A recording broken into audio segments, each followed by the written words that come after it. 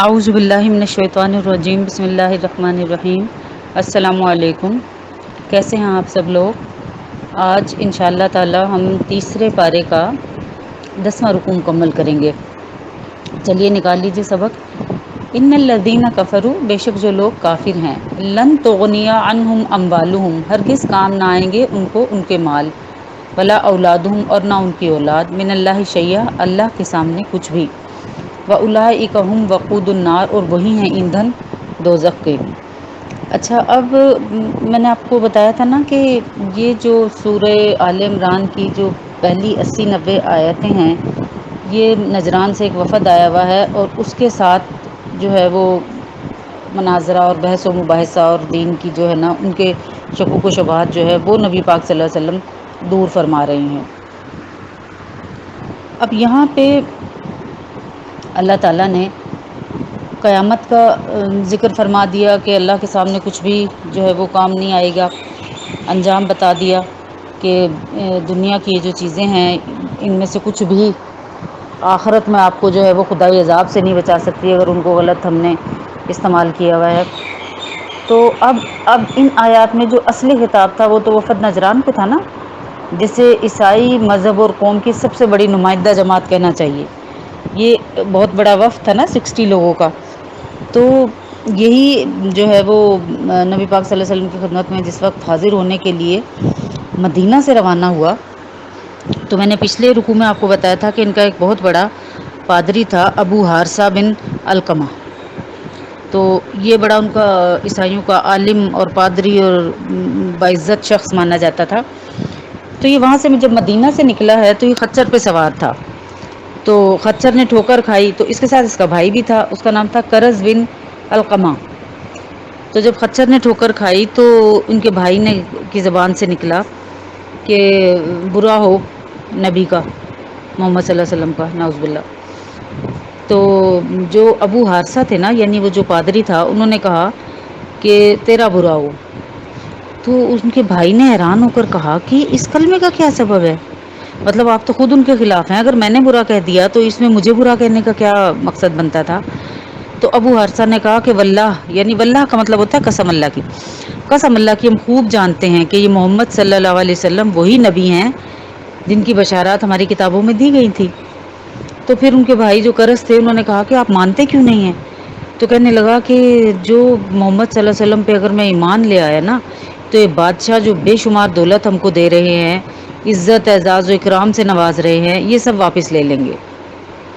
اب جو ان کا بھائی تھا نا کرز، اس نے اس کلمے کو اپنے دل میں چھپا کے رکھا، یعنی محمد صلی اللہ علیہ وسلم سچے ہیں اور کتابوں میں ان کی بشارات ہیں، ذکر ہے،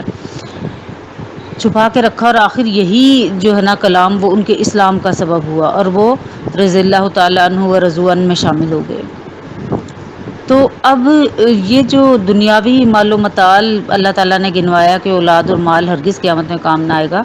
تو یہ بیسیکلی اللہ تعالیٰ نے انہی لوگوں کو متنبع فرمایا کہ جو حق جاننے کے بعد بھی صرف اموال اولاد کی خاطر، دنیا میں نام و نمود کی خاطر، اپنی برادری جاہ و جلال کی خاطر، اس مال و دولت کی خاطر جو انہیں اس عقیدے پہ ڈٹے رہنے کی وجہ سے ملا ہوا تھا، تو وہ ان کو خدا کے عذاب سے نہیں بچا سکتے، اور نہ آخرت میں ان کے کوئی کام آئیں گے، کیونکہ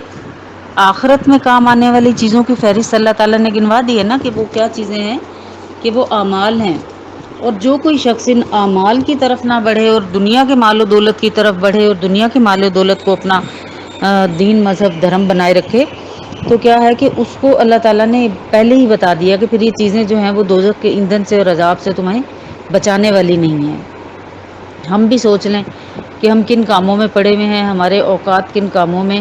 صرف ہوتے ہیں، اور کیا وہ چیزیں آخرت میں ہمارے کام آئیں گی؟ ہم خواتین جو ہے وہ، میری اپنی ذاتی زندگی جو ہے وہ ساری زندگی صاف سطحوں کو صاف ہی کرتے ہوئے گزر گئی ہے، کہ سارا دن بس گھر کو رگڑتے رہو اور اسے اتنا نیٹ رکھو، اتنا نیٹ رکھو کہ جیسے آپریشن تھیٹر ہے، لیکن نماز کا وقت آئے تو کہتے ہیں کہ ہم تھکے ہوئے ہیں۔ تو ہمیں بھی دنیا کی لذتیں اور دنیا میں جو کام ہیں ان کو اس حساب سے ترتیب دینا چاہیے کہ مناسب حد تک دنیا پہ بھی توجہ دے اتنی، کہ جتنی دنیا کو ہم نے استعمال کرنا ہے، اور باقی اپنے آخرت کے کاموں پہ ہم وقت لگائیں، تاکہ ہمیں اللہ تعالیٰ وہاں اس عذاب نار سے بچائے، محفوظ رکھے، اور ہمارے ہاتھ میں جاتے وقت کچھ ہو کہ دنیا سے ہم اعمال کی کوئی اچھی فہرست لے کر جائیں۔ کدابی آل فرعون، جیسے دستور فرعون کی قوم کا، والذین من قبلہم، اور جو ان سے پہلے تھے، کذبوا بآیاتنا، جھٹلایا انہوں نے ہماری آیتوں کو، فأخذہم اللہ بذنوبہم، پھر پکڑا ان کو اللہ نے ان کے گناہوں پر، واللہ شدید العقاب، اور اللہ کا عذاب سخت ہے۔ یہ آل فرعون کا کیوں ذکر کیا گیا؟ پیچھے آپ نے پڑھا تھا نا، یہ فرعون کی قوم کا جو عذاب ہے، تو اللہ تعالیٰ نے یہاں یہ بتایا کہ جس طرح فرعون کی قوم کو اتنا سمجھایا، نہیں مانے، تو پھر ان کو پکڑ لیا تھا نا عذاب نے، پانی میں انہیں ڈبو دیا تھا، تو اللہ تعالیٰ نے ان کو ان کے گناہوں کی شامت میں پکڑا۔ تو ایسے ہی اللہ تعالیٰ کا عذاب سخت ہے۔ اگر ہم اس طرح کے کاموں میں ملوث رہیں گے تو ہمارے لیے بھی اللہ کا عذاب سخت ہے، ہمارا بھی ایک وقت پکڑ کا آ جاتا ہے۔ بس یہ تو امت محمدیہ پہ اللہ تعالیٰ کا خاص خاص خاص کرم ہے، اور نبی کی دعا ہے کہ ہم پہ اجتماعی عذاب نہیں آتے ہیں، ورنہ ہم اپنی ذاتی زندگیوں میں پچھلی قوموں کے تمام جو جرائم ہیں نا، وہ ہم بدرجہ اولا کرتے ہیں۔ جن پہ ایک ایک کسی میں خرابی تھی تو قوم پہ عذاب آ گیا تھا، ہمارے اندر تو وہ ساری اکٹھی ہوئی، ہم پھر بھی عذاب سے محفوظ ہیں، تو یہ اللہ تعالیٰ کا خاص کرم ہے۔ قل للذین کفروا، تو کہہ دیں ان کافروں کو، ستغلبون، اب تم ضرور مغلوب ہوگے، ان قریب تم مغلوب ہوگے، وتحشرون، اور ہانکے جاؤ گے، الی جہنم، دوزخ کی طرف، وبئس المہاد، اور کیا ہی برا ٹھکانہ ہے۔ اب یہ کافروں کو جو یہ کہا گیا ہے، کیونکہ جس وقت قرآن پاک نازل ہو رہا تھا تو اس وقت جو مشرکین اور وہ تھے یہود نصارہ، مشرکین مکہ، تو ان کو یہ خطاب کیا جا رہا ہے کہ خدائی لشکر کے سامنے تم ان قریب مغلوب ہو کر ہتھیار ڈال دو گے، اور یہ تمہاری دنیا کی ذلت ہوگی، اور آخرت کی ذلت وہ الگ ہے جو تمہیں دوزخ میں بھگتنی ہے جا کے۔ بعض روایت میں آتا ہے کہ بدر سے فاتحانہ واپسی کے بعد نبی پاک صلی اللہ علیہ وسلم کو یہود نے کہا کہ تم اس زوم میں، جب نبی پاک صلی اللہ علیہ وسلم نے پہلے ان کو دعوت دی نا حق قبول کرنے کی، اور ان کو پھر بتایا کہ جو حال قریش کا ہوا ہے وہی تمہارا بھی ہوگا، یعنی بدر میں تو مسلمانوں کو فتح ہوئی تھی نا، ابھی آگے بدر کا قصہ بھی آ جائے گا۔ تو وہ جو لوگ تھے نا یہود، انہوں نے کیا کہا آگے سے، وہ کہنے لگے کہ اے محمد، اس دھوکے میں نہ رہنا کہ تم نے قریش کے چند نا تجربہ کاروں میں فتح حاصل کر لی ہے، اور اگر ہم سے مقابلہ ہوا نا تو تمہیں لگ پتا جائے گا، ہم جنگی آزمودہ سپاہی اور بہادر لوگ ہیں۔ پھر اس پہ ہی آیتیں نازل ہوئی تھی۔ تو بعض کہتے ہیں کہ نہیں، بدر کی فتح دیکھ کے یہود کو تھوڑا سا کوئی دل مائل ہوا تھا مسلمانوں کی طرف نا، کہ یہ کوئی قوم ہے جس پہ اللہ تعالیٰ کا ہاتھ ہے، تو اتنے تھوڑے ساز و سامان میں بھی یہ جیت گئے ہیں، تو ہمیں یہ حق قبول کر لینا چاہیے، اس کا مطلب ہے نبی ہے، یہ سچا ہے۔ لیکن کیا ہوا کہ اگلے ہی سال واقعہ احد پیش آ گیا، اور احد میں مسلمانوں کو عارضی پسپائی ہوئی تھی، ان کے دل پھر سخت ہو گئے، اور حوصلے پھر کفر پہ رہنے کے لیے بڑھ گئے، حتیٰ کہ عہد شکنی کر کے مسلمانوں سے لڑائی کا سامان کیا۔ کعب بن اشرف جو تھے وہ اس وقت تک مسلمان نہیں ہوئے تھے نا، تو وہ 60 سواروں کے ساتھ مکہ معظمہ جا کے ابو سفیان وغیرہ کے جو سردار تھا نا ابو سفیان، تو ان سے جا ملا اور کہا کہ ہم اور تم ایک ہیں، یعنی اسلام کے خلاف متحد ہو گئے یہ لوگ۔ تو متحدہ محاذ قائم کر کے انہوں نے چاہا کہ محمد کا مقابلہ کریں، تو اس پر یہ آیت نازل ہوئی تھی کہ تم تھوڑے ہی دنوں کی بات ہے کہ خدا نے تم لوگوں کو مغلوب کر دینا ہے، تم لوگوں کو ہرا دینا ہے۔ اور پھر دنیا نے دیکھا کہ کس طرح سے اللہ تعالیٰ نے جو ہے ان کو، یہ جو یہود تھے، ان کے دونوں فرقے جو تھے، یہ جو بنو قریظہ تھے، وہ تو تلوار کے گھاٹ اتار دیے گئے، یعنی ان کو مارا گیا، اور جو بنی نذیر تھے ان کو جلا وطن کیا گیا۔ تو جو وہاں کے عیسائی تھے نجران کے، انہوں نے پھر ذلیل و خوار ہو کے جزیہ، یعنی جو سالانہ جزیہ یا ٹیکس آپ کہہ لیں جو غیر مسلموں پہ لگتا ہے، وہ دینا قبول کیا۔ اور پھر دنیا نے دیکھا کہ تقریباً 1000 سال تک دنیا کی بڑی بڑی مغرور متکبر قومیں جو ہیں مسلمانوں کی بلندی اور برتری کا بھی اعتراف کرتی رہیں۔ تو اللہ تعالیٰ کی یہ پیشن گوئی جو تھی ستغلبون، وہ بعینی ہی پوری ہوئی۔ قد کان لکم آیاتن، تحقیق گزر چکا ہے تمہارے سامنے، آیاتن ایک نشانی، ایک واقعہ، فی فئتین التقا، ایک نمونہ جن میں مقابلہ ہوا دو فوجوں کے درمیان، ایک ایسا نمونہ گزرا ہے کہ جس میں دو فوجوں کے درمیان مقابلہ ہوا. یہ قصہ بدر ہے یہاں پہ. فئۃ تقاتل فی سبیل اللہ، ایک فوج لڑتی ہے اللہ کی راہ میں، واخری کافرۃ، اور دوسری کافروں کی ہے. یرونہم مثلہم رأی العین، دیکھتے ہیں یہ ان کو اپنے سے دو چند، یعنی اپنی ظاہری آنکھوں سے دگنا دیکھتے ہیں اپنے سے. واللہ یؤید، اور اللہ زور دیتا ہے، بنصرہ، اپنی مدد کا، من یشاء، جس کو چاہے. ان فی ذلک لعبرۃ لاولی الابصار، بے شک اسی میں عبرت ہے دیکھنے والوں کے لیے. اس آیت کی تفسیر میں جانے سے پہلے آپ تھوڑا سا مختصراً جو قصہ ہے وہ غزوہ بدر کا سن لیجئے کہ غزوہ بدر کیا تھی. دراصل جنگ بدر میں کفار تقریباً 1000 تھے، اور ان کے پاس 700 اونٹ تھے اور 100 گھوڑے تھے. اب ان کے تعداد ذہن میں رکھیے گا کہ وہ خود بھی 1000 تھے، 700 اونٹ تھے ان کے پاس، اور جنگی گھوڑے 100 عدد تھے. اب دوسری طرف جو مسلمان تھے مجاہدین بیچارے، وہ کتنے تھے؟ 313 تھے. کہیں پہ 313، کہیں پہ 300 سے کچھ اوپر لکھا ہوا ہے. زیادہ جو حدیث ہیں وہ 313 کے بارے میں ہیں. تو ان کے پاس کل 70 اونٹ تھے. ادھر 700 اونٹ ہیں، ادھر صرف 70 اونٹ ہیں. ادھر 100 گھوڑے ہیں، ان کے پاس صرف 2 گھوڑے ہیں، اور 6 زرہیں ہیں، اور 8 تلواریں ہیں بس. یعنی وہ لوگ جو کفار تھے وہ اس وقت کے جو اسلحہ تھا، یا آپ کہہ لیں کہ اس وقت جو جدید ترین جنگی سامان تھا، یہ سہولتیں تھیں، تو وہ اس سے لیس تھے، اور یہاں مسلمانوں کے پاس یہ حالات تھے. تو اب اللہ تعالیٰ نے کیا کیا کہ ہر فریق کو جو ہے نا، دوسرے جو فریق مخالف ہوتا نا، جو اس کا حریف تھا، وہ اپنے سے دگنا نظر آتا تھا، جس کا یہ نتیجہ تھا کہ کفار کے دل مسلمانوں کی کثرت کا تصور کر کے مرغوب ہوتے تھے. یعنی یہ 1000 تھے نا، تو انہیں مسلمان نظر کتنے آتے تھے؟ 2000. تو کہتے تھے وہ یہ تو بہت بڑی تعداد میں ہے. اور ادھر جو ہمارے مسلمان تھے، ان کو جب 2000 نظر آتے تھے، حالانکہ تو بیچارے تھے ہی صرف 313 نا، تو کیا ہوا؟ تو ان کو بجائے اس کے کہ ان کے اوپر خوف طاری ہوتا کہ اتنی بڑی جماعت سے ہم کیسے ٹکر لیں گے، وہ ان کے اندر اللہ تعالیٰ نے ایسا جذبہ اور ولولہ پیدا کر دیا کہ پھر ان کے اندر یہ جوش پیدا ہوا کہ یہ اتنے ہیں تو ہمیں مزید ہمت سے لڑنا ہے. مزید جوش اور ولولہ جو ہے نا، جو اندر سے ایک طاقت اور قوت نہیں اٹھتی کسی کام کو کر گزرنے کی، وہ اللہ تعالیٰ نے بدر کے جو ہے مجاہدین جو تھے ان کے دلوں میں بھر دی. تو وہ ڈرنے لگے ان کا وہ دیکھ کے، اپنے سے دگنا دیکھ کے. اور یہ جو تھے، یہ چونکہ 300 تھے تو انہیں 300 کی نسبت وہ 600 نظر آتے تھے. ہر فریق کو اپنے سے دگنا نظر آتا تھا. جو کافر تھے انہیں 1000 کے 2000 نظر آتے تھے، کیونکہ وہ 1000 تھے، اور جو مسلمان تھے وہ 313 تھے، تو انہیں اپنے سے دگنے نظر آتے تھے. تو ان کے دل میں مزید جوش اور ولولہ پیدا ہوتا تھا. تو پھر اللہ تعالیٰ نے کیا کیا کہ مسلمانوں کو اتنے بے سر و سامان ہونے کے باوجود ان کو اس طرح سے اللہ تعالیٰ نے نوازا کہ کتنے ان کے جو کافر تھے وہ مارے گئے، قتل ہو گئے. 70 قتل ہو گئے، شاید 70 ہی جو ہے وہ قید بھی ہوئے. اور مسلمانوں کو بڑا فاتحانہ انداز میں وہاں اللہ تعالیٰ نے جو ہے سرفراز کیا فتح سے. تو یہ مختصراً میں یہاں بتا رہی ہوں. آگے ڈیٹیل اس کی جو ہے نا وہ ٹائم ٹو ٹائم آتی رہے گی، جس کے جو باقی کے واقعات اور باقی کی جو چیزیں ہیں اس میں وہ آتی رہے گی، تو وہ آپ اس میں یاد رکھیے گا. ہو سکے تو کہیں آپ اس پورے قصے کو لکھ لیجئے گا. جتنا جتنا آپ کو بتاتی جا رہی ہوں اتنا اتنا لکھ لیں. فی الحال آج میں نے آپ کو مسلمانوں کی تعداد، کافروں کی تعداد اور ان کا جو ساز و سامان تھا وہ بتایا ہے.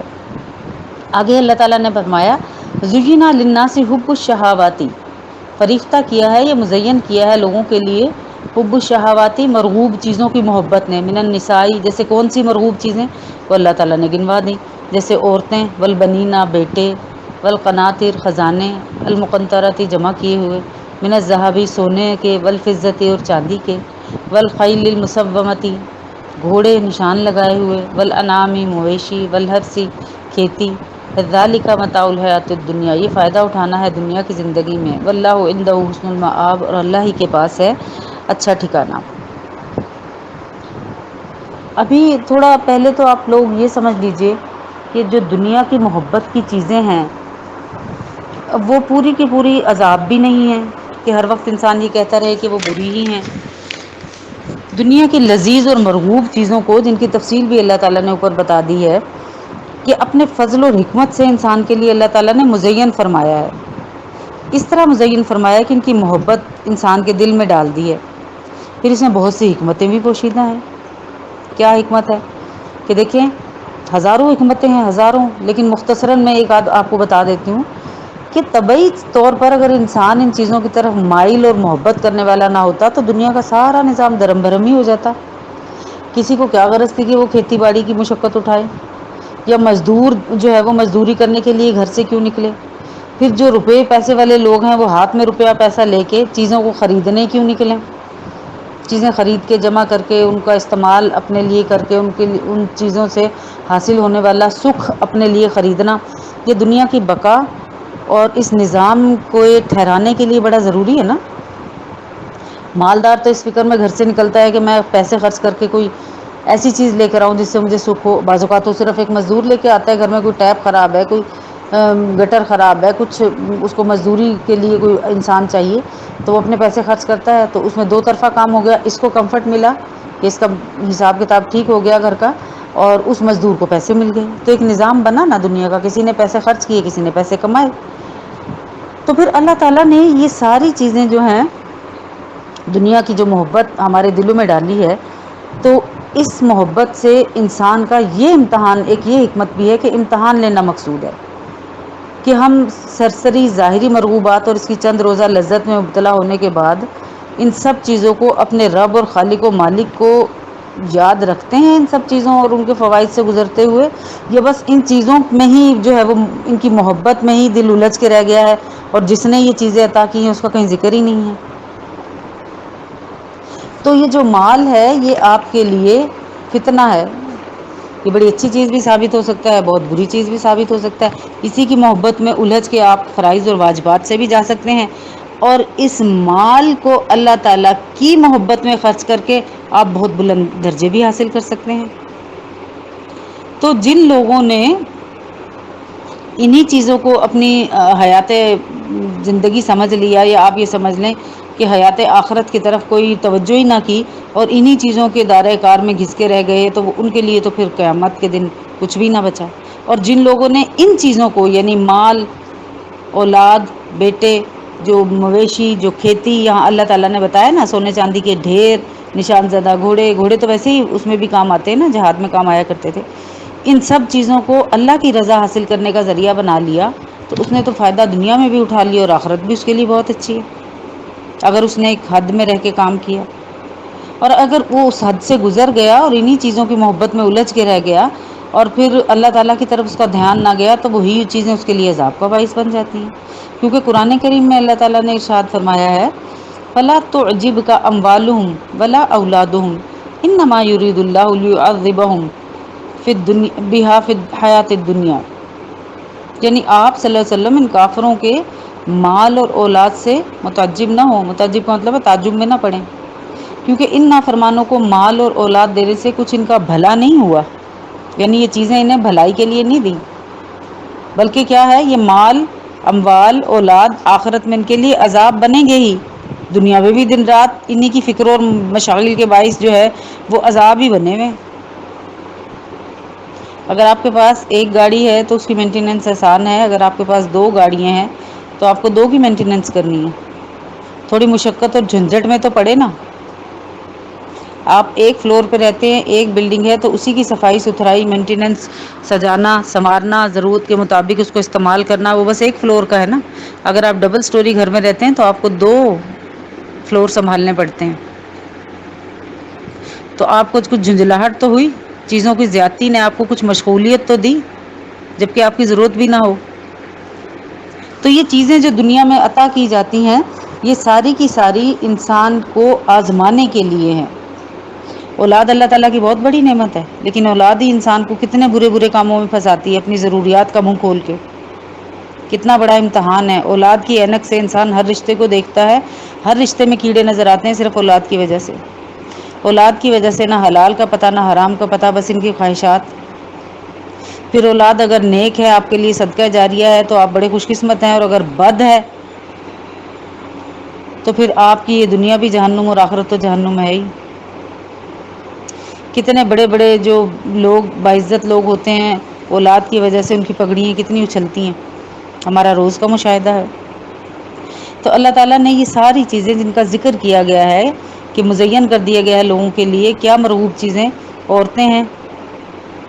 بیٹے ہیں، خزانے جمع کیے ہوئے، سونے چاندی کے ڈھیر ہیں، گھوڑے ہیں نشان لگے ہوئے، مویشی ہیں، کھیتی ہیں، تو کہا یہ فائدہ اٹھانے کی چیزیں ہیں، دنیا میں بس ان سے فائدہ اٹھا لو، ان کے اندر غرق نہ ہو جاؤ، کیونکہ جو اللہ کے پاس ہے جو باقی رہتا ہے، اللہ کے پاس ہے جو وہ بہتر ہے، اور آخرت کا جو گھر ہے، جو آخرت کا ٹھکانہ ہے جو اللہ کے پاس ہے وہ زیادہ اچھا ہے ان ساری چیزوں میں مشغولیت سے زیادہ۔ اب مشغولیت کو منع نہیں کیا گیا، یہاں ہرگز کوئی یہ نہ کہے کہ اولاد پیدا ہو تو اسے کوڑے کے ڈھیر پہ لے جا کے ڈال دیں، یہ بہت بڑی نعمت ہے، لیکن اس کے اندر اتنا توازن رکھنا کہ اس اولاد کی محبت میں گھس کے دنیا کے ہر رشتے سے بدگمان رہنا یا اپنی روزی روٹی کو حرام کر لینا، یہ منع ہے۔ ایک چھوٹی سی میں مثال آپ کو دیتی ہوں کہ جو دنیا کا ساز و سامان ہے نا وہ پانی کی مانند ہے، اور اس میں انسان کا جو دل ہے وہ ایک ایسی کشتی کی طرح ہے کہ جب تک پانی کشتی کے نیچے نیچے اور اس کے ارد گرد ہے نا تو کشتی کے لیے مفید ہے، معین، اور اس کے جو کشتی چلنے کے لیے جتنی ضرورت ہے پانی کی، اگر اتنے پانی میں آپ رہیں گے تو آپ اپنی منزل پہ پہنچ جائیں گے، لیکن یہی پانی جو آپ کے دل کی کشتی کو چلانے کے لیے ضروری ہے، وہ پانی اگر حد سے بڑھ جائے اور کشتی کے اندر داخل ہو جائے تو آپ کہیں نہیں پہنچ پائیں گے، ڈوب جائیں گے، غرق ہو جائے گا حساب کتاب۔ اس لیے دین اور دنیا میں معین اور مددگار یہ چیزیں ضرور ہیں جو ان کا ذکر اللہ تعالیٰ نے اوپر فرمایا ہے، لیکن اگر یہ دل پہ چھا جائیں تو پھر ہلاکت ہی ہلاکت ہے۔ پھر ذالک متاع الحیات الدنیا، کہ یہ دنیا میں فائدہ اٹھانے کے لیے ہیں، کام چلانے کے لیے ہیں، دل لگانے کے لیے نہیں ہے۔ اللہ کے پاس اچھا ٹھکانہ ہے، وہ ٹھکانہ جہاں ہمیشہ رہنا ہے، جس کی نعمتیں اور لذتیں فنا نہیں ہوں گی، کبھی بھی کم نہیں ہوں گی۔ آگے چلیے، آگے اللہ تعالیٰ نے بتا بھی دیا اگلی آیت میں کہ کیا چیز جو ہے جو ان لوگوں کو ملے گی جو تقوی اختیار کرتے ہیں۔ قل اؤنبئکم بخیر من ذالکم، کہہ دے کیا میں بتلاؤں تم کو اس سے بہتر چیز، للذین اتقوا، وہ جو پرہیزگار ہوں، جو ڈریں اللہ سے، عند ربہم، ان کے پاس، ان کے رب کے پاس کیا ہوگا، جنات تجری من تحتہا الانہار، باغ کے جس کے نیچے بہتی ہیں نہریں، خالدین فیہا، ہمیشہ رہیں گے ان میں، وازواج مطہرۃ، اور عورتیں ہیں پاکیزہ، ورضوان من اللہ، اور اللہ کی رضامندی، واللہ بصیر بالعباد، اور اللہ کی نگاہ میں ہیں سب بندے، دیکھ رہا ہے اللہ۔ اب یہاں پہ آپ دیکھیے کہ اللہ تعالیٰ نے متقی لوگوں کے لیے کیا کچھ بتا دیا، کیسی سب سے چلیں آیت کی ترتیب سے ہی شروع کر دیں کہ باغ ہیں جن کے نیچے بہتی ہیں نہریں، اس کی تفصیل میں نے آپ کو کئی دفعہ بتائی ہے کہ کس قدر خوبصورت وہ مقام ہوگا کہ جہاں بلندی سے پانی بھی گر رہا ہوگا، اور جو ہے سبزہ جو ہے جو باغ ہیں وہ بلندی پہ ہوں گے اور اس کے نیچے پانی بہہ رہا ہوگا۔ ویسے ہی ذرا ویولائز کریں، اللہ تعالیٰ ہمیں لے جائے صحیح جنت میں، ہمیں بخش دے، ہمارے گناہوں کو بخش دے، ہمارے اعمال سے صرف نظر کرے، ہمیں اپنی خاص رحمتوں میں رکھتے ہوئے لے جائے، تو ذرا کبھی یہاں تصور کریں کسی پینٹنگ کا، کسی اچھی جگہ کا، کسی ہل اسٹیشن کا، کہ جہاں لش گرینری ہو اور نیچے جو ہے اس کے پانی کی آبشار یا بہتا پانی بھی ہو، تو وہ کتنا آنکھوں کو بھلا لگتا ہے۔ پھر اس میں عورتیں ہیں، پاکیزہ عورتیں، بالکل پاک عورتیں، ستھری، مطہر، وہ کیسی ہیں کہ وہ ہر قسم کی جو ہے نا مانوی گندگی سے بھی پاک ہوں گی اور اخلاقی گندگی سے بھی پاک ہوں گی، کسی کو وہاں فلو نہیں ہوگا، کوئی جو ہے نزلہ زکام کی کوفت نہیں ہوگی، کوئی پسینہ نہیں ہوگا، کوئی اسمیل نہیں ہوگی، خواتین کو حیض و نفاس کا کوئی سلسلہ نہیں ہوگا، اور ظاہراً بھی وہ خوبصورت ہوں گی، خوشبودار لباس میں ہوں گی، ریشمی لباسوں میں ہوں گی، جیسا چاہیں گی، جس طرح کی وہ کسی کو دیکھ کے شکل چاہیں گی ویسی ان کی شکل بن جائے گی۔ اللہ تعالیٰ عورتوں کو جو ہے وہ حوروں کی شکل دے دے گا، پاکیزگی کی جو ہے وہ انتہا پہ پہنچا دے گا۔ جنت کی یہ ساری چیزیں جو میں آپ کو بتا رہی ہوں نا، یہ بڑی نعمتیں ہیں، لیکن سب سے بڑی جو نعمت ہے نا وہ اللہ تعالیٰ کی رضامندی ہے، اللہ تعالیٰ کی رضامندی، اور اللہ تعالیٰ کا دیدار جو ہے نا وہ جنت کی سب سے بڑی نعمت ہے، کیونکہ جب سب کچھ ہر نعمت دے دی جائے گی نا، اور حدیث کا ایک میں مفہوم آپ کو بتا رہی ہوں کہ جب سب اہل جنت جنت میں پہنچ کر مسرور اور مطمئن ہو چکیں گے نا، کوئی تمنا نہ رہے گی جو پوری نہ کر دی گئی ہو۔ تو اس وقت حق تعالیٰ خود اہل جنت کو خطاب فرمائیں گے کہ اب تم راضی اور مطمئن ہو، کسی اور چیز کی ضرورت تو نہیں ہے۔ تو وہ عرض کریں گے اے اللہ، اے پروردگار، آپ نے اتنی نعمتیں عطا فرما دی ہیں، اب اس کے بعد کسی اور چیز کی کیا؟ تو حق تعالیٰ فرمائیں گے اب میں تم کو ان سب نعمتوں سے بالا تر ایک اور نعمت دیتا ہوں، اور وہ یہ کہ تم سب کو میری رضا اور دائمی قرب حاصل ہوگا۔ اب ناراضگی کا کوئی خطرہ نہیں ہے، اس لیے جو جنت کی نعمتیں ہیں نا، نہ ان کے سلب ہو جانے کا خطرہ ہے، نہ ان کے کم ہو جانے کا خطرہ ہے، نہ ان کے منقطع ہو جانے کا خطرہ ہے۔ تو اللہ تعالیٰ کا دیدار، اللہ تعالیٰ کی رضامندی، اللہ تعالیٰ کا قرب، یہ جنت کی سب سے بڑی نعمت ہے، سب سے بڑی۔ اور سب سے اینڈ میں یہ ہوگا جب سب کچھ دے دیا جائے گا، اس کے بعد ہمیں ان چیزوں سے نوازا جائے گا۔ اگر ہمیں دنیا میں اس بات کا پتہ لگ جائے کہ اللہ ہم سے راضی ہے تو ہمارا دل کتنا مسرور ہو، اور پھر وہاں جا کے پتہ چلے جہاں دوبارہ ہم سے کوئی ایسا کام ہونا ہی نہیں ہے کہ اللہ تعالیٰ ہم سے ناراض ہو، تو وہ کتنی خوشی کی بات ہوگی۔ بصیروں میں بعد اللہ تعالیٰ کی نظر میں سارے بندے ہیں، یہ دیکھ رہا ہے، یعنی بندوں کے تمام اعمال اور احوال اس کے سامنے ہیں، پھر اس میں جو جزا و سزا کا جس جزا و سزا کا مستحق ہوگا وہی دی جائے گی۔ دنیا کی پربہار زندگی اس کے فانی مزوں میں پڑنے والے اپنے کیے ہوئے اعمال کا وہاں جا کے بدلہ لیں گے، اور جو پرہیزگار بندے ہوں گے، جو اللہ تعالیٰ سے ڈرے ہوں گے، وہ خدا کے خاص لطف و کرم سے دنیا کی جو یہ پرفریب چیزیں ہیں ان سے تھوڑے بچ کے چلے ہوں گے، اللہ تعالیٰ کے حقوق ادا کرنے والے ہوں گے، تو وہ کیا ہے کہ وہ آخرت میں بڑا اعلیٰ درجہ پائیں گے۔ حدیث میں ہے کہ آپ صلی اللہ علیہ وسلم نے فرمایا کہ جب خدا کسی بندے کو محبوب رکھتا ہے تو اسی طرح دنیا کا اس سے پرہیز کرا دیتا ہے جیسے تم اپنے مریض کو پانی وغیرہ سے پرہیز کرا دیتے ہو۔ ہوتا نہیں ہے کسی کو کسی بیماری میں پانی منع ہو تو اس کو منع نہیں کرا دیتے، پرہیز نہیں کرا دیتے، پھر یا کوئی خاص خوراک اس کو نقصان دے رہی ہو تو پھر ہم کہتے ہیں کہ یہ مریض ٹھیک ہو جائے تو وہ خاص خوراک اس کو اس وقت تک نہ دی جائے جب تک وہ ٹھیک نہ ہو جائے۔ تو اسی طرح اللہ تعالیٰ دنیا سے اس کا پرہیز کرا دیتے ہیں۔ آپ یہ دیکھیے گا، اس بات کا عملی مشاہدہ آپ اپنے ارد گرد بھی بہت سارا دیکھنے میں جو ہے نا، اگر دیکھنا چاہیں تو آپ کو اس کا عملی مشاہدہ بھی مل جائے گا۔ بعض لوگوں کو میں نے باوجود پیسہ ہونے کے بہت بڑے بڑے عالی شان گھر بناتے نہیں دیکھا، وہ مختصر سے گھر میں رہتے ہیں،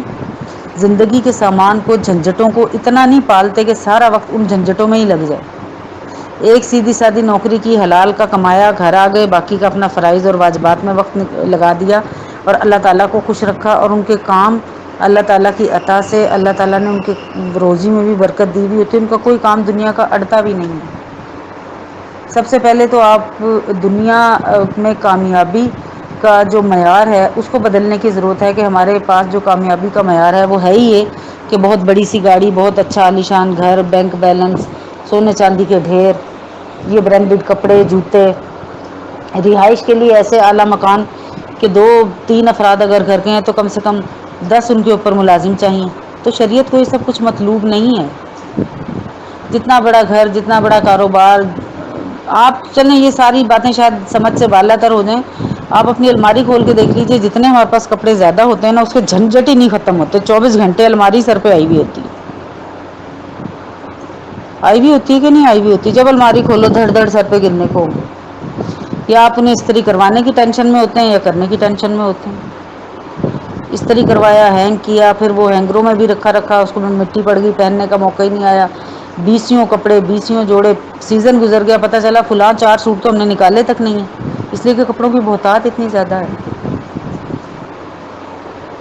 ایک خاتون ہمارے پاس ہوا کرتی تھی، ہمارے ساتھ ہی ہوتی تھی، جو سب کی مسز تھی، وہ ایسی اللہ کی نیک بندی تھی، حالانکہ اس کے میاں بھی جج تھے، تو وہ اتنا مختصر اپنا حساب کتاب رکھا کرتی تھی کہ بڑے بڑے ہمارے گھر ہوتے ہیں 4 بیڈروم ہاؤس، تو ہر کمرے میں الماری، تو اس نے سیزن کے 2 سوٹ لون کے بنانے، سیزن شروع ہوتے اور پورا سیزن اس کو پہننا۔ ایک دفعہ میں اس کے گھر گئی، اس نے مجھے الماری کھول کے دکھائی کہ یہ میرے جو کپڑے ہیں نا وہ درجن سے سل کے آئے ہیں، تو میں نے دیکھا تو ان کے 2-3 ان کی بچیاں تھیں، ان کے بھی 2-2 3-3 سوٹ نئے سلے ہوئے الماری میں رکھے، اور پوری الماری خالی نا۔ تو میں نے دیکھا کہ پورا سیزن ان لوگوں نے وہی کپڑے استعمال کیے ہیں اور پھر پھینک دیے۔ اب وہ مقابلتاً میں نے آ کے اپنا جائزہ لیا تو میرے تو پچھلے 6-7 سالوں کے کپڑے ایسے رکھے ہوئے ہوتے ہیں ان ٹچ کہ نہ ان کو کسی کو دینے کا حوصلہ پڑتا ہے، نہ ان کو جو ہے وہ استعمال کا موقع آتا ہے اتنا، اس لیے کہ بنائے ہی اتنے زیادہ جاتے ہیں کہ وہ اگر 2 4 6 کپڑے نظروں سے ہو جائیں نا تو بھی کوئی فرق نہیں پڑ رہا۔ تو وہ خاتون کی جب ہوتی تھی نا کہیں اور پوسٹنگ ہو جاتی تھی اس کے میاں کی، تو وہ جاتی تھی تو ان کا بے حد مختصر سامان ہوتا تھا، اور وہ خاتون تھی جو رمضان المبارک میں 10 قرآن پاک ختم کر لیا کرتی تھی، اسے وہ ان ٹینشنوں میں پڑی ہی نہیں ہوئی تھی۔ ہر وقت آدھی سے زیادہ زندگی تو ہمارے یہ کپڑوں کی الماریاں ٹھیک کرتے گزر جاتی ہے، وہ اس ٹینشن میں ہی نہیں پڑی ہوئی تھی۔ اور پھر میں نے غور کرنا شروع کیا تو میں نے اپنے ارد گرد دیکھا میرے بہت سے جاننے والے ایسے ہیں کہ جو ان جھنجھٹوں میں بہت لمبے چوڑے نہیں پڑے ہوئے،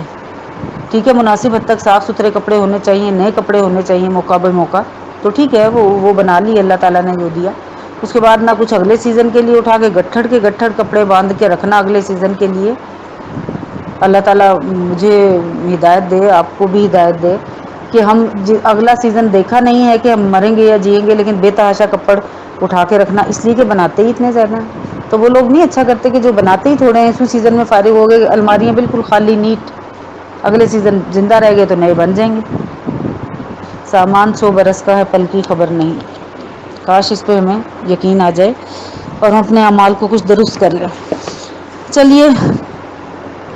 الذین یقولون، وہ جو کہتے ہیں ربنا اننا، اے ہمارے رب، آمنا، ہم ایمان لے آئے، فاغفر لنا، سو بخش دے ہمیں، ذنوبنا، ہمارے گناہ، وقنا عذاب النار، اور بچا ہم کو دوزخ کے عذاب سے۔ دیکھیں اللہ تعالیٰ سے بخشش مانگنا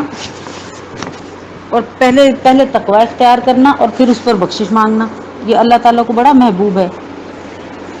اب یہاں پہ یہ بھی معلوم ہو گیا اس آیت سے کہ گناہ معاف کروانے کے لیے کیا چیز شرط ہے؟ ایمان شرط ہے۔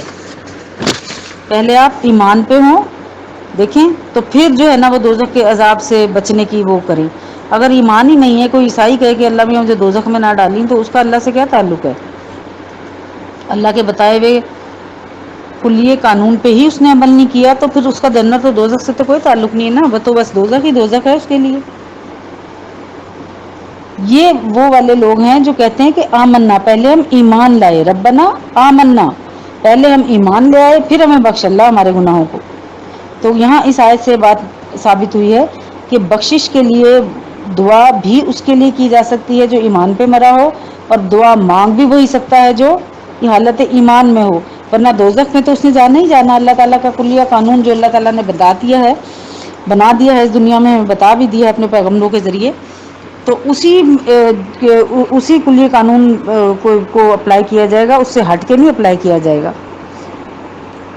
الصابرین، وہ صبر کرنے والے ہیں، والصادقین، سچے ہیں، والقانتین، حکم بجا لانے والے یا فرما برداری کرنے والے، والمقیمین، والمنفقین، خرچ کرنے والے، انفاق فی سبیل اللہ کی جو بات پچھلے رکوع میں آپ نے پڑھی ہے، والمستغفرین، اور گناہ بخشوانے والے، بالاسحار، پچھلی رات کا جو میں نے آپ کو پچھلی اس میں بھی بتایا تھا کہ تہجد میں جو ہے اللہ تعالیٰ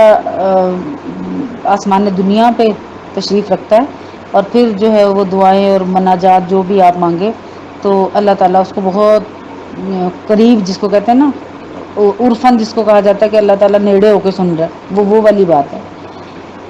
تو رات عبادت میں گزارنا یہ کوئی آسان بات نہیں ہوتا، ساری رات جاگنا شاید اتنا آسان ہو، لیکن سو کے اٹھنا بڑا مشکل ہوتا ہے۔ تو پچھلی رات میں اٹھ کر کہ اللہ تعالیٰ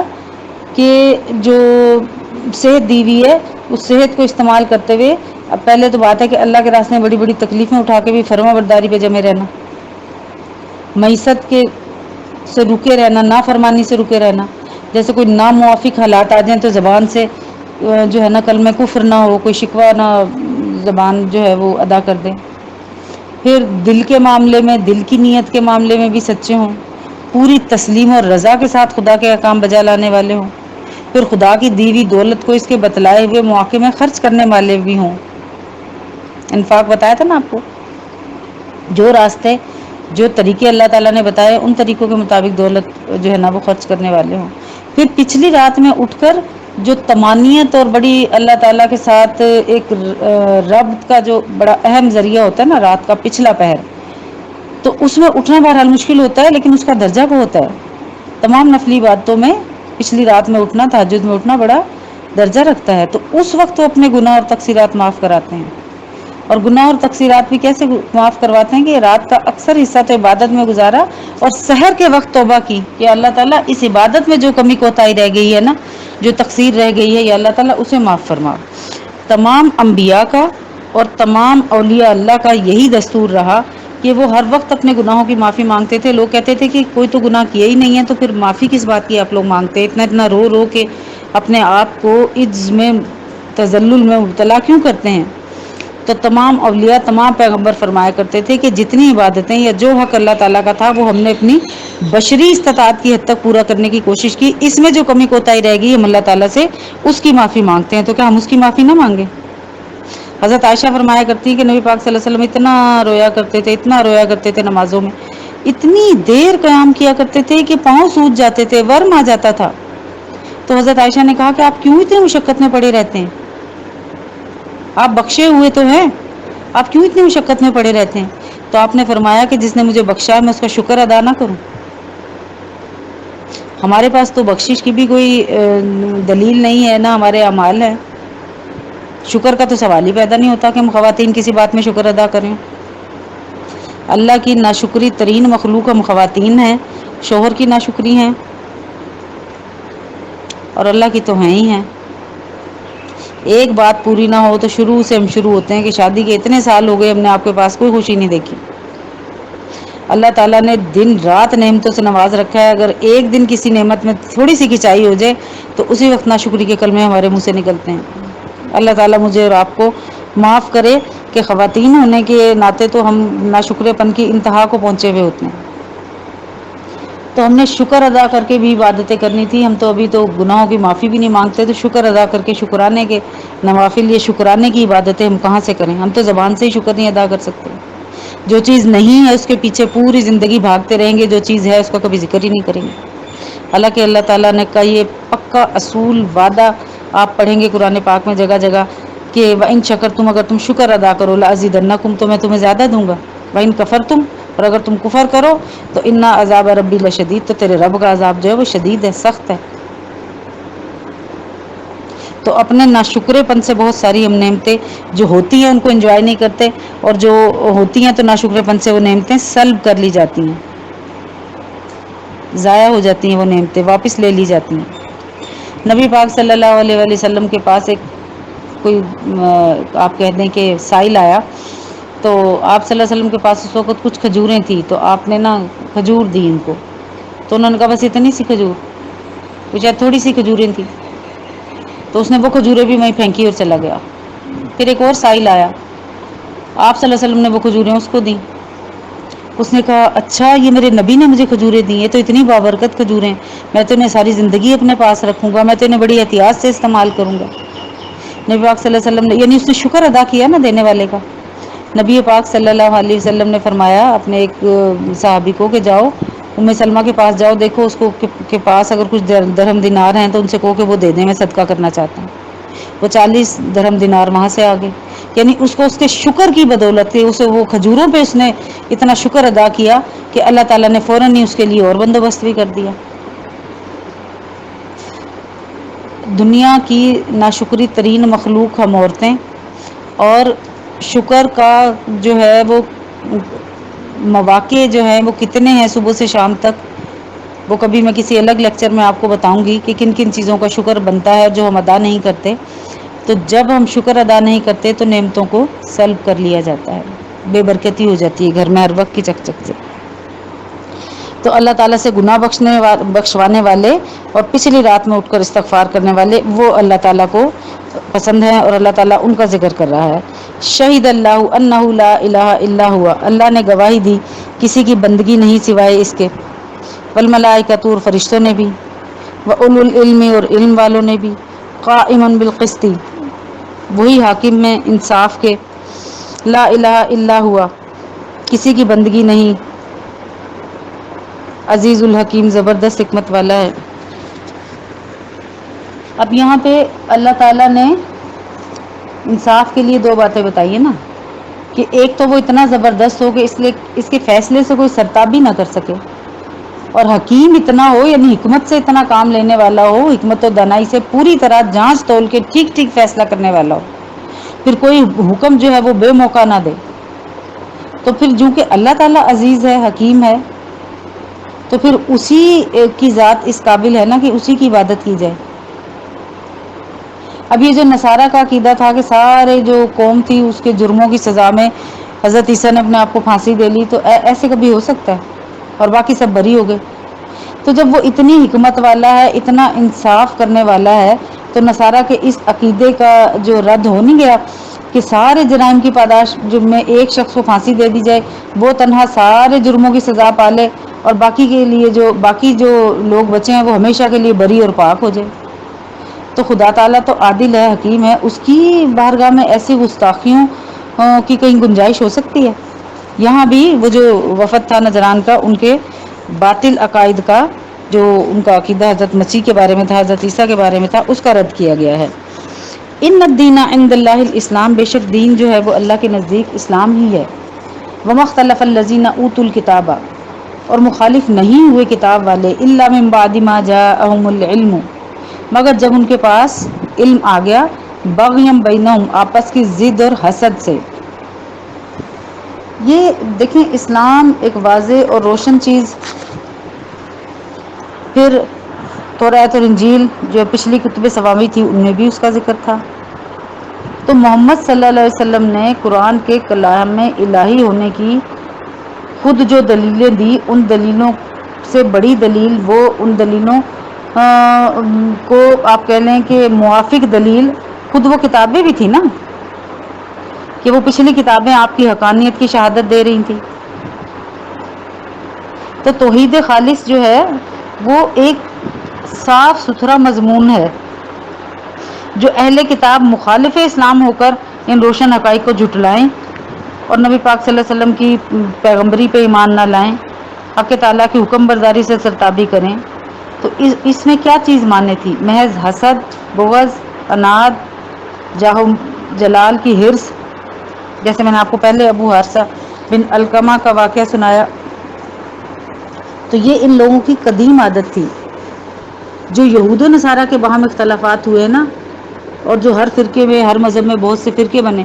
پھر مخالفت ایک خوفناک جو ہے نا خون ریزیوں پر ختم ہوئی، تو تاریخ بتلاتی ہے کہ اس کا منشا بھی عام طور پر غلط فہمی یا جہالت نہیں ہوتا تھا، بلکہ اکثر حالات میں کیا ہوتا تھا؟ مال و زر کی محبت، جاہ پرستی اور فرقہ وارانہ اختلافات، کہ ایک جو ہے نا وہ کمیونٹی جو ہے وہ دوسری کمیونٹی کی لائی ہوئی بات کو ماننے اور سننے کے لیے تیار نہیں ہے۔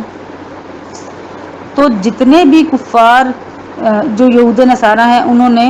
اسلام قبول نہیں کیا، وہ صرف اس بغض اور حسد کی وجہ سے نہیں کیا کہ یہ جو نبی تھے یہ بنی اسرائیل سے کیوں نہیں آئے۔ یہی بغض اور دل میں اناد اور حسد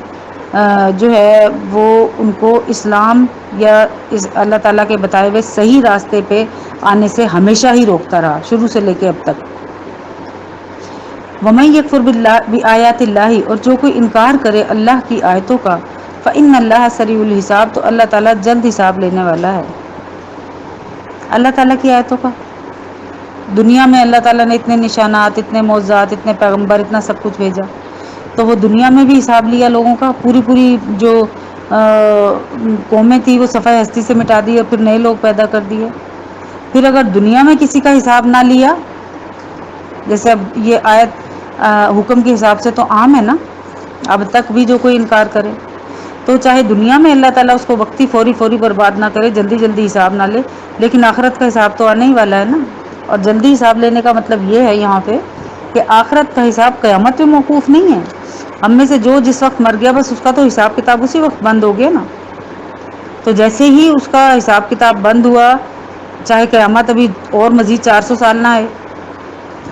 وہ تو کچھ کرنے اور اپنے اعمال میں مزید کوئی ترقی کرنے سے رہ گیا نا، تو وہ تو اللہ کے سامنے پیش ہو گیا نا۔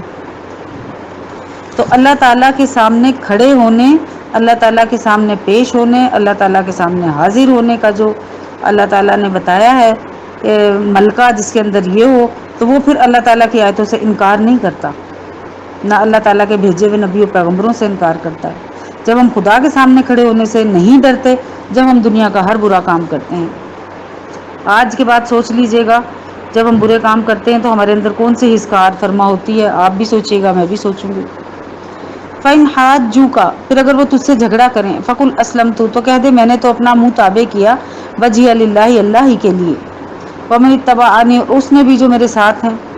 وَقُلْ لِلَّذِينَ أُوتُوا الْكِتَابَ، اور کہہ دے کتاب والوں کو، وَالْأُمِّيِّينَ، اور ان ان پڑھوں کو، أَأَسْلَمْتُمْ، کیا تم بھی تابع ہوتے ہو؟ فَإِنْ أَسْلَمُوا، پھر اگر وہ تابع ہو جائیں، فَقَدْ اهْتَدَوْا، تو انہوں نے راہ پائی سیدھی، یعنی ہدایت پالی۔ وَإِنْ تَوَلَّوْا، اور اگر وہ منہ پھیریں، فَإِنَّمَا عَلَيْكَ الْبَلَاغُ، تو تیرے ذمے صرف پہنچا دینا ہے، وَاللَّهُ بَصِيرٌ بِالْعِبَادِ، اور اللہ کی نگاہ میں ہے سب بندے۔ اب یہاں پہ بتا دیا کہ تم سوچ لو، کیا تم ہماری طرح خدا کے تابع دار بندے بنتے ہو؟ اب بنتے ہو؟ ایسا ہو تو سمجھ لو سیدھے راستے پہ لگ گئے ہو اور ہمارے بھائی بن گئے، دینی بھائی بن گئے۔ کوئی یہودی ہو، نصرانی ہو، عیسائی ہو، ہندو ہو، کافر ہو، جیسے ہی وہ اسلام لے آتا ہے وہ ہمارا دینی بھائی بن جاتا ہے۔ اب اس کا اور ہمارا ایک جو ہے نا وہ کلچر بنے گا، ایک ہماری بھائی بندی ہے، پھر اس سے کراہت کھانا یا اس کو الگ رکھنا یا اس سے دلی ایک منافرت رکھنا، وہ سب غلط ہے۔ اب اگر کسی نے توبہ مانگ لی تو اللہ تعالیٰ کہہ رہا ہے کہ وہ سیدھی راہ پا گیا، لیکن اگر کوئی منہ پھیر لے،